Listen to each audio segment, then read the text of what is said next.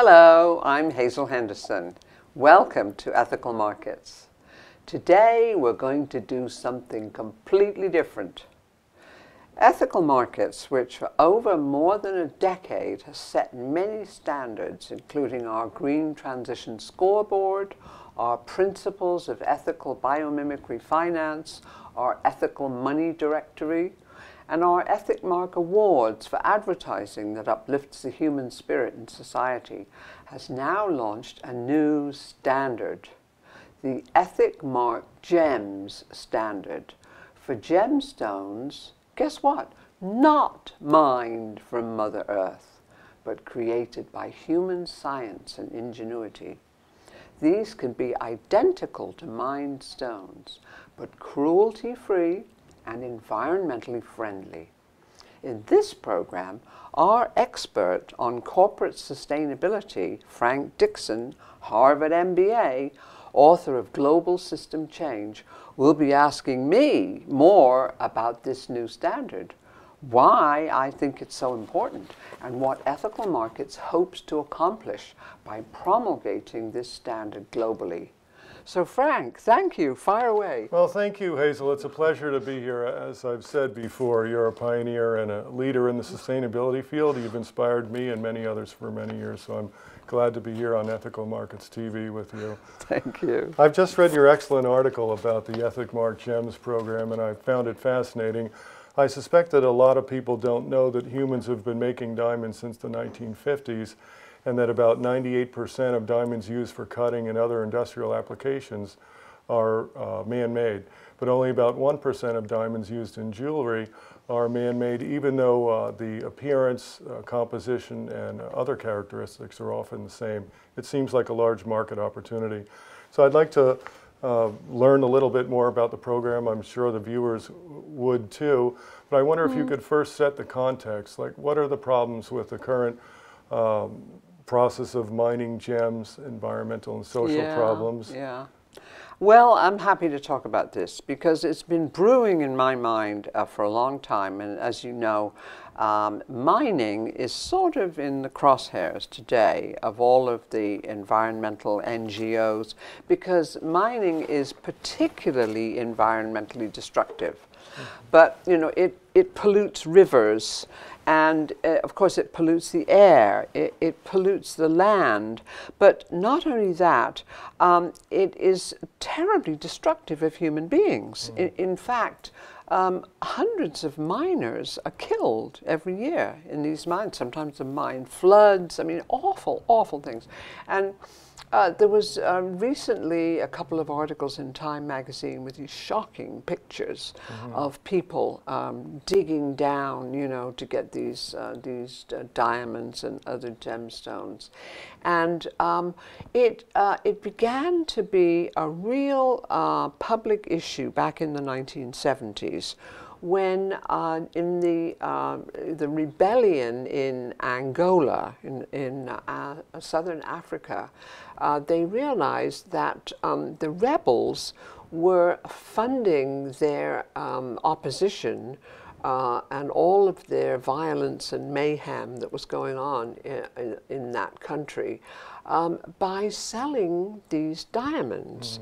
And the similar thing was happening in a lot of other African countries that mine diamonds, you know, Sierra Leone and well, many southern African countries.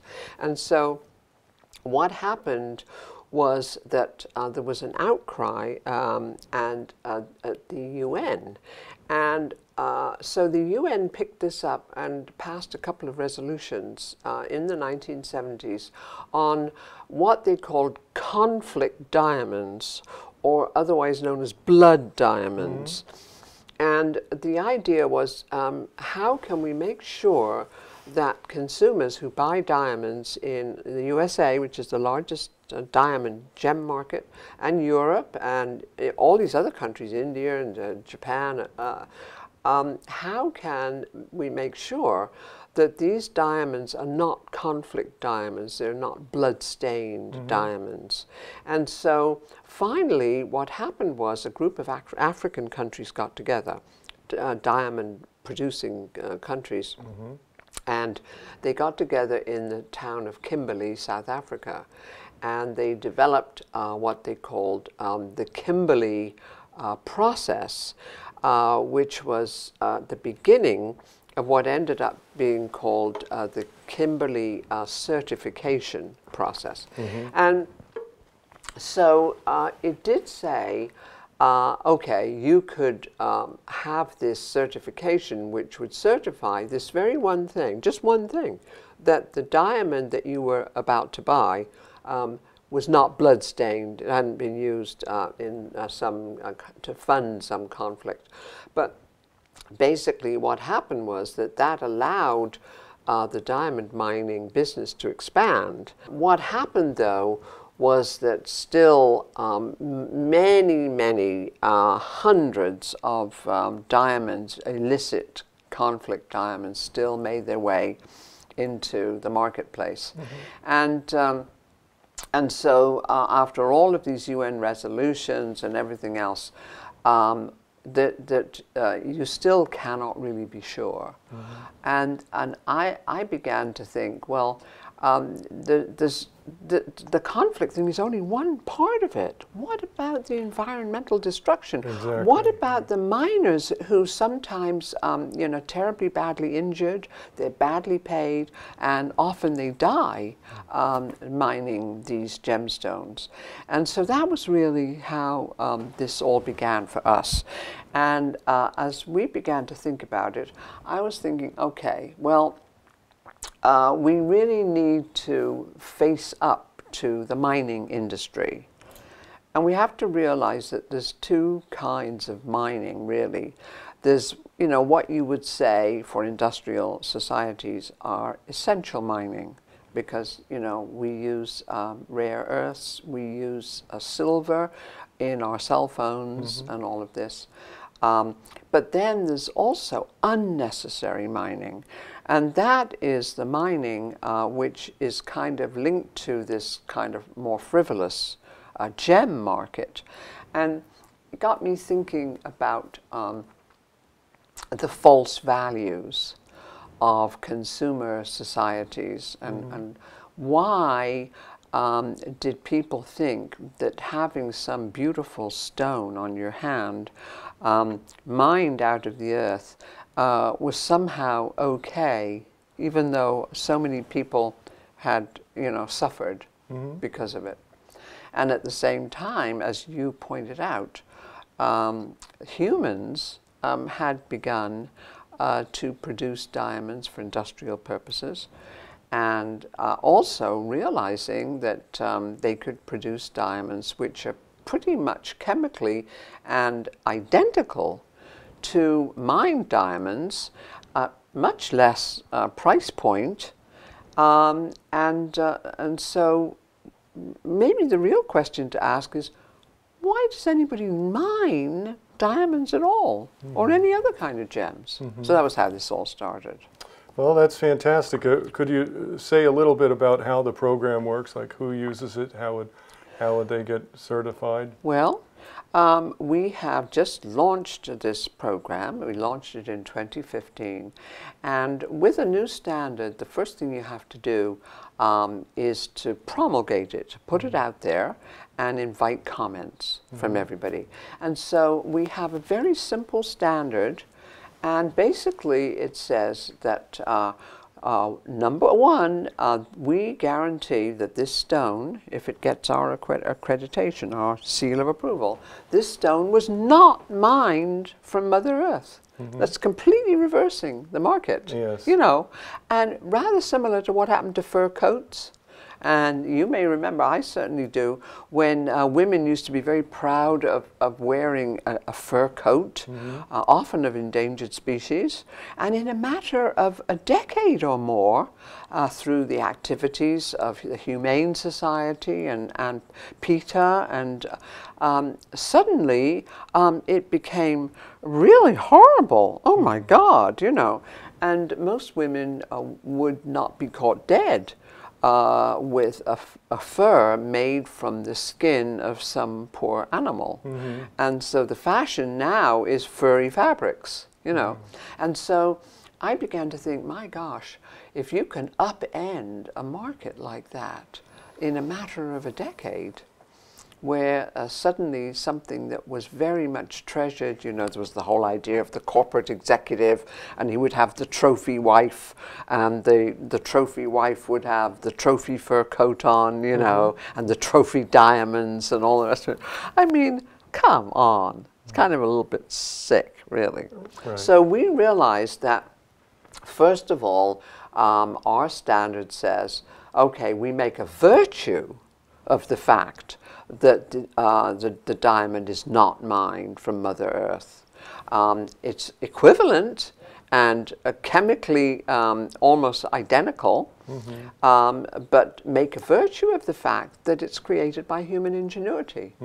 And what we found was that there were lots of companies producing these kind of gems, and yet they were not taking advantage of their superior human and environmental performance. Yes. And this is the business you've been in with Innovest. You directed research for Innovest for all of those years. Right. And so it was very similar to the kind of things that the corporate accountability movement began doing.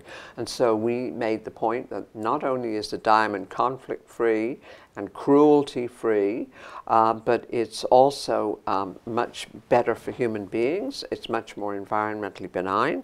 And what we also said was we're talking about just the gemstone. We're not talking about the actual finished jewelry, whether it's a ring or anything else, because, you know, settings that may be made of gold are just as horrible. I mean, gold mining is also terrible. Right. Silver mining is a little bit different because silver comes up with copper. When the copper mines come up, that's the way the silver comes up. There's almost no silver mining for pure silver anymore because the deposits are too degraded anyway. And okay, silver's an industrial metal. So we decided, okay, we'll stay away from all of that and we'll just certify the gems. And what we'll say to people is, look, we're just certifying the gem, and what we recommend is that you pick out the gem you want and have your local artisan or your local friendly jeweler around the corner make up whatever you want out of it. So that was how this all began. So you can get the diamonds made to order from some of these companies that produce the man-made diamonds? Well, you can, yes, you can. There's quite a few of them now. We'll make them to order, and other of them advertise. They make them and sell them. I mean, I've got this is a yellow diamond made by human ingenuity at a fraction of the cost. I mean, if this were a mined diamond, not only might it have killed a miner and polluted the air and water, but I couldn't have afforded it anyway. A yellow mined diamond this size would probably cost several $1 million. But this is exactly the same clarity. This will cut glass just like a regular diamond, and just totally blew my mind. Well, I'm not an expert, but to me it looks beautiful, and I couldn't tell the difference from a real diamond there. And so, you know, sometimes what Rosalinda, our COO, and I decided to do is that we would take a personal pledge. And so the personal pledge that both of us have made, which is on our website, is that we will no longer buy any gemstone mined from Mother Earth. Those gemstones we might have in our possession that came from a loved one, like I have an engagement ring, you know, or were just made without mining. Like this stone here is from Labrador. And it's a stone kind of picked up off the beach, you know, and somebody, this is about 70 years old. It's an antique, and I found it in a second-hand store. It's a beautiful stone, but it wasn't mined, you know.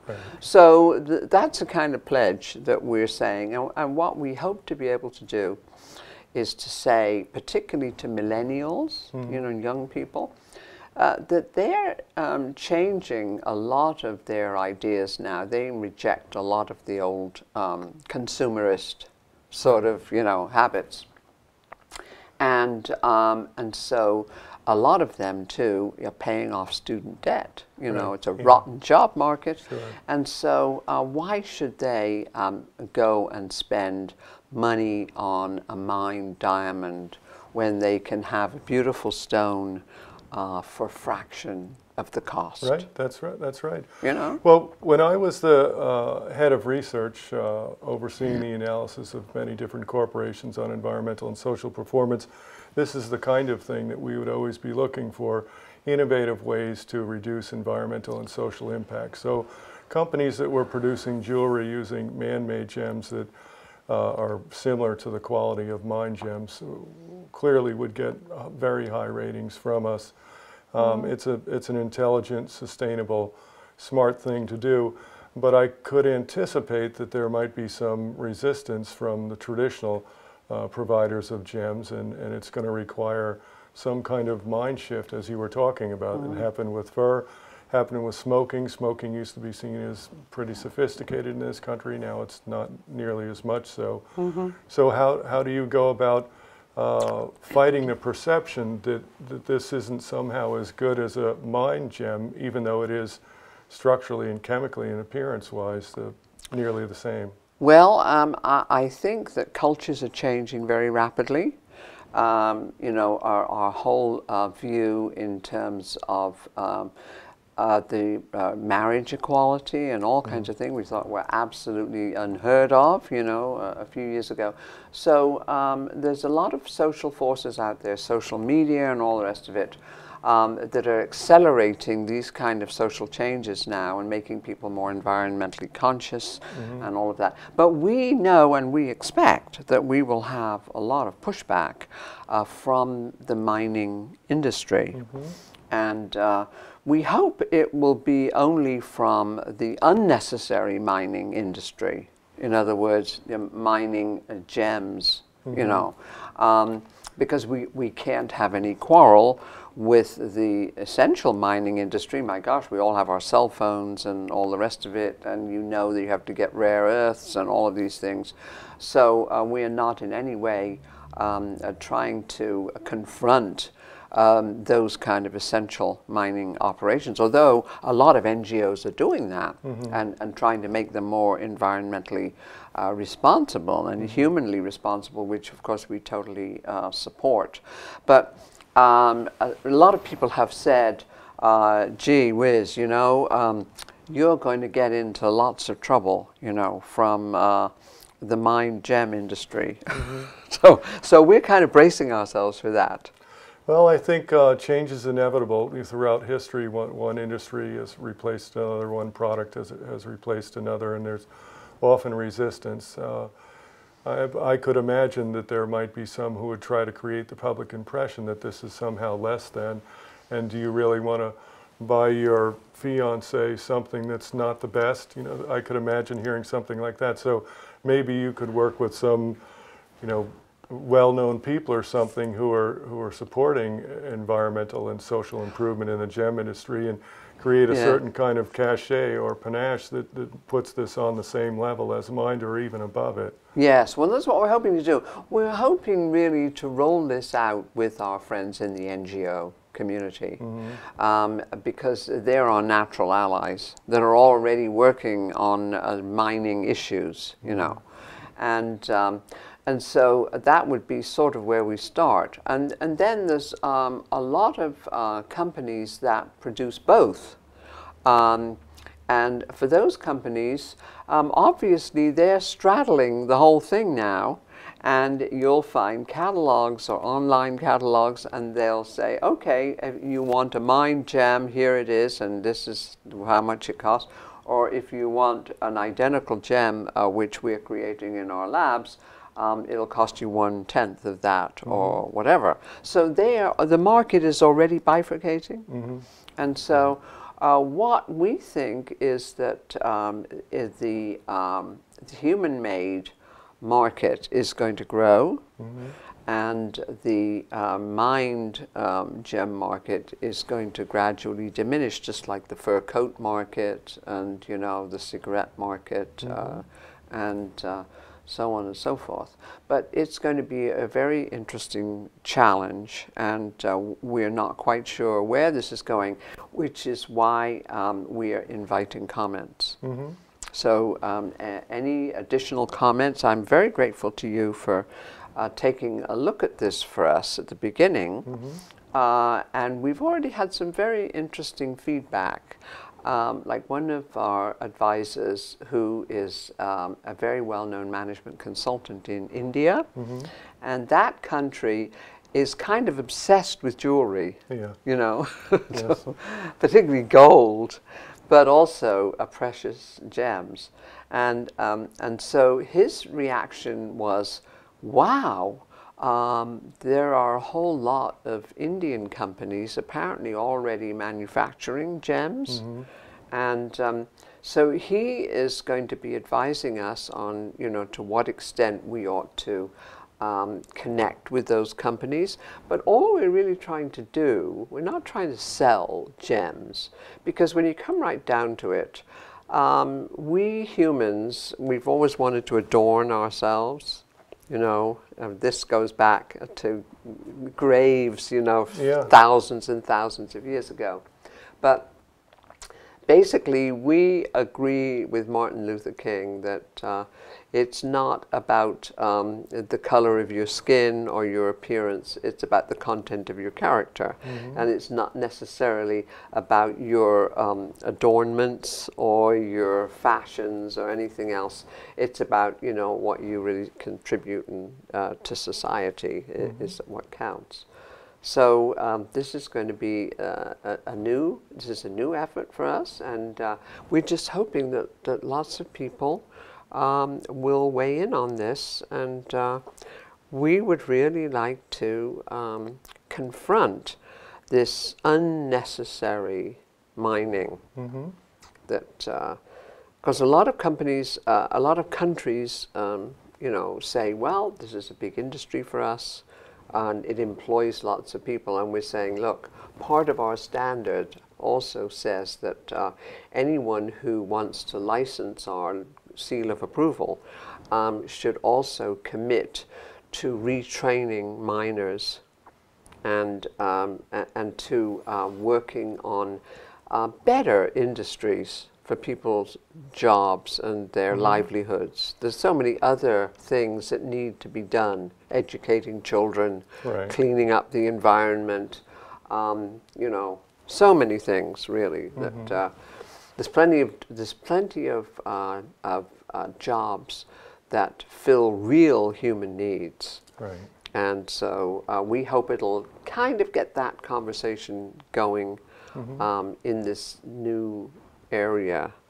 In my book, Global System Change, I looked at many different issues needed to move humanity towards sustainability, and a big part of it is innovative types, new products and services that are environmentally friendly. This is, I think, a perfect example of something that provides huge environmental benefits and, you know, eliminates the possibility of conflict free. So it makes a lot of sense, and I certainly hope it goes well. Oh, well, thank you. We're hoping so. And as you say, you know, that disruptive industries really are always taking over from older industries. And, you know, whether it's Uber taking over from taxis, or, you know, whether it's Airbnb taking over from hotels, there's no way that you're going to stop this kind of thing. And so we just feel that this is one of those kind of disruptive innovations which will save a lot of lives and help heal Mother Earth. Well, as you said, we can minimize the disruption if we use some of the public wealth to establish a strong social safety net like most other developed countries have. Then people won't become destitute if they lose a mining job or some other type of job in environmentally destructive industry. Yes, I think that's a good point, that governments really have a responsibility, you know, not to just leave these people to fend for themselves, you know, because this is a terrible way for any human being to have to earn a living, is to go hundreds of, you know, miles sometimes, you know, maybe not miles, but a tremendous depth into the earth where it's hot and polluted, Right. and that's a terrible way for a human being to have to earn their daily bread. So, so you know, suddenly we thought, gosh, this is some small thing that we can do to generate this kind of new conversation and hopefully have a transition from a rather barbaric market. You know, they used to always call gold the barbaric metal. Right. So we're saying, come on, let's grow up, and now we're clever enough to make these beautiful gems in laboratories. We don't need to dig in the earth anymore. Well, I think a lot of it's going to be a marketing challenge. It seems to me, if you've got a product that is substantially equivalent to a mine gem, then it's really about perceptions, and that's going to be a big part of it. So marketing and public awareness, and it does seem, as in other areas, it would be possible to portray this as the preferred gem because of the social awareness. Yes, that would be our goal at the end. That this is the really chic thing to do. And one little anecdote, Frank. And you know, Rosalinda and I are sort of checking, doing our little bit of market research as we go around. And I was at my bank the other day, and I'm sitting down with the teller because I had to get some new checks. I'm sitting at her desk, and she looked at this ring, and she said, "Oh my gosh!" She said, "Is that a real diamond?" And I said, "Well, yes." She says, "Oh my God." And I said, but it wasn't mined out of the earth, and no miner was hurt doing this, and no environment was polluted. And guess what? It only cost me $350. And she said, "Oh, awesome." Exactly. Well, and there's a sign of the market potential right there. Isn't that funny? Yeah. Yes. Well, Hazel, I wanted to thank you, and it seems to me that the Ethic Mark GEMS program is another example of outstanding pioneering work coming out of ethical markets. Well, thank you so much, Frank. I'm so glad that you were willing to look at this whole issue of mining and how our Ethic Mark GEMS standard can help to lead to new consumer preferences for gemstones created by human ingenuity. We invite comments on all of this at www.ethicmarkgems.com. Until next time, I'm Hazel Henderson.